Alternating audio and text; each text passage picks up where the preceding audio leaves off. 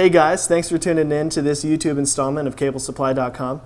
Today we're going to be talking about exactly how to install and some of the great features of Cable.com's TV box for home entertainment. Okay, so the first part about cutting anything into a wall, any sort of hole for any reason, is to make sure that there's nothing behind it. I know that that sounds simple, but sometimes you can get yourself into trouble cutting things that you shouldn't. So one tool to use is a stud finder. So what I'm going to do is go where I know that there's not a stud. Here I'm going to hold it down and I can see that there's a stud right here. So what I'm going to do is make sure that I avoid this portion of the wall and plan accordingly when I go to mark out my box. All right, so the first thing you want to do is make sure that your box is level. After that, as you can see, there's a flange around the outside of this box. We want to mark the inside corners. I'm going to make sure my box is level and mark my inside corners.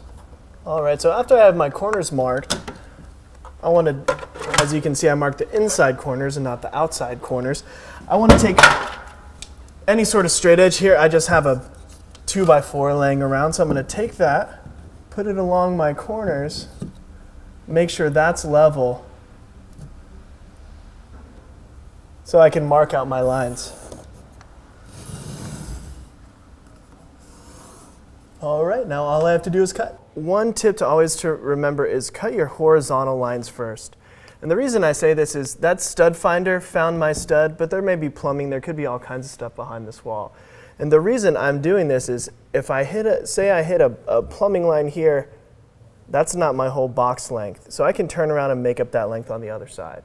So just a tip to keep yourself from lots of headaches and trouble.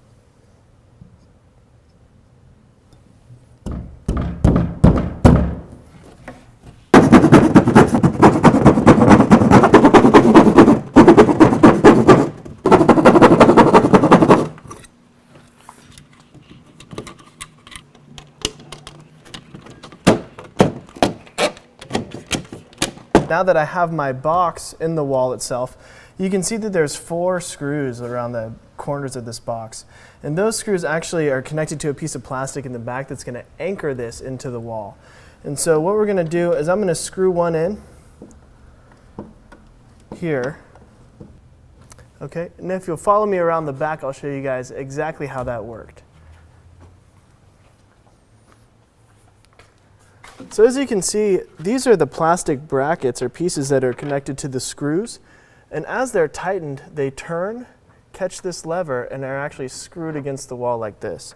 Now you can see that this one is turned out and it's flat against the wall. Now this keeps this tight against this piece of sheetrock. And what I'm going to do is screw one in here so you can see exactly how that worked. Now, as you can see, this is pretty firmly against this sheetrock, and it's not going anywhere. As I screw the rest of these in, this is pretty shake-proof. So this box comes with a handful of accessories or plugins that you can use for the box. As you can see, it has a wire management piece here that you can access cords around, which I thought was a great feature for a home entertainment box. Additionally, it has a couple grommets that'll fit into these holes. And these holes are for where the power comes in. And I'll show a little bit better what that's going to look like in just a minute. This corner piece is where your outlet goes. And it comes with a 110 outlet as well. And a cover plate for it. These additional blanks come with it. Now, at Cable.com, we do sell keystone inserts that you can mount in here if you wanted to put HDMI or whatever you want to put in there. We can actually network through this as well with RJ45 jacks and keystone plates. Additionally, there's a rubber wire trough in the top of this that you can pull cable through as well. Alright, so the next big thing that we need to do is pull power through this. The biggest reason I like these boxes is that I can run all of my flat screen cables behind my wall. And the biggest cable of them all is my power. Some people find that it's difficult to run power, or they're scared of electricity, which is rightfully so. But I'm going to show you an easy kind of foolproof way to install this. And then I'm going to put it all together for you. What I'm going to do first is put this grommet in one of these holes. This grommet will actually hold Romex. where it can't come back. It's a safety precaution, and it's up to all codes. So I'm going to do that and pull this power through. If you look at the rest of our YouTube channel, we do have videos on how to fish through walls, and that may be beneficial to view before or after this. I would suggest pulling this cable through before you actually mount the box. For demonstrational purposes, I did it after. So now I'm going to show you how to terminate this outlet, and then I'm going to put the rest of the pieces on for it. So the first thing we're going to do is take this Romex wire and make an incision in it. Now be careful, try to cut down the center. The reason for that is the center is the ground, and that wire is actually unshielded copper, and so it won't hurt if you nick it. These other two, the hot and the neutral, you want those unnicked. So as you can see, when I cut down the center, I didn't hurt any of the wires.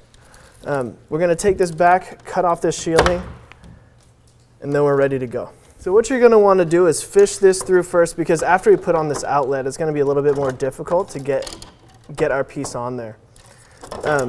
After that, we're going to take this. I'm going to show you exactly how to terminate onto this electrical outlet. Like I told you before, solid copper is always ground. When it's not solid in other instances, it's green. So we take that there, we make a little hook with it.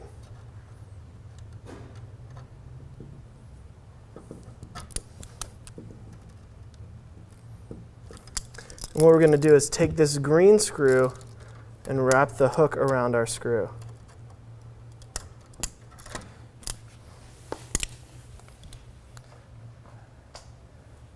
Screw that in tight. So we're going to do the same thing with this white. We're going to take it, make a little hook with it, and loop it around our silver screws. Now you only need to put it on one screw. The reason they make these outlets with two screws is there's a little copper piece here. And if you take out this copper piece, you can actually put one outlet on a different power source than the other. This is done a lot of times if you want to put one outlet, say on a switch, you want to plug a lamp into it and just switch that outlet. So for our purposes though, we only need to put it on one screw, and we're going to tighten it down tight. So last but not least, of course, is our hot, which is going to be our black wire. We're going to put that on the gold screws.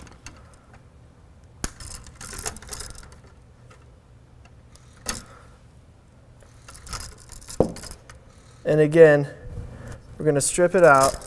All right, so we made our hook in our black wire, and we're going to put it on our gold screws.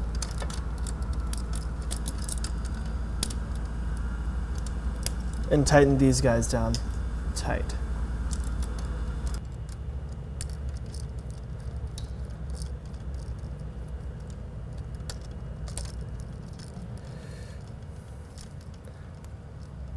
And there you go, it is that easy to install a plug. So now what we're going to do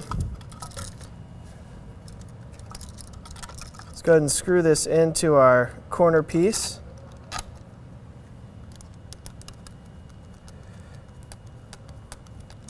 Okay, now that we have our piece screwed in there, we're ready to actually mount it into the box. Now you can see that there's some extra cable here. That is actually a good thing. And the reason I say that is if there's ever any issues, we can always cut the wire and re-terminate it to a different outlet. So what you want to do is kind of fold it in there and push that onto its corner piece. All right, now the great thing about this piece, this product in particular, it came with white screws. Now, I may be alone in this, but I'm particular about things matching. So this is going to come off looking really nice. So the next thing we're going to do is screw our corner piece into the box itself.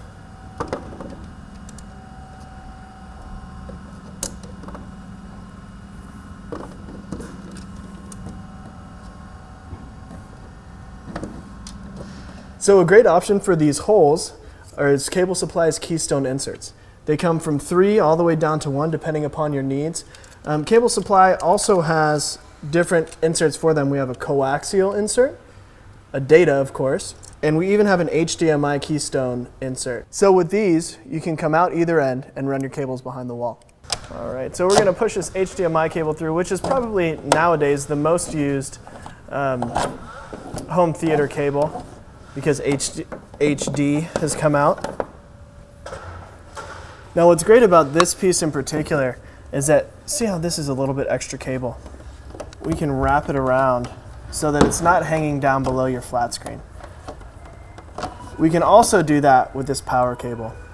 So thank you guys for tuning in to our latest YouTube installment. I'm John with Cable.com, and this is Cable.com's TV box for home entertainment. It can be found under the home entertainment portion of our website. Hi, this is Jim with Cable.com. Hi, this is Jim from Cable.com. Hi, this is Jim with Cable.com, and today I'm going to show you how to cut a hole in the drywall. This is David signing out.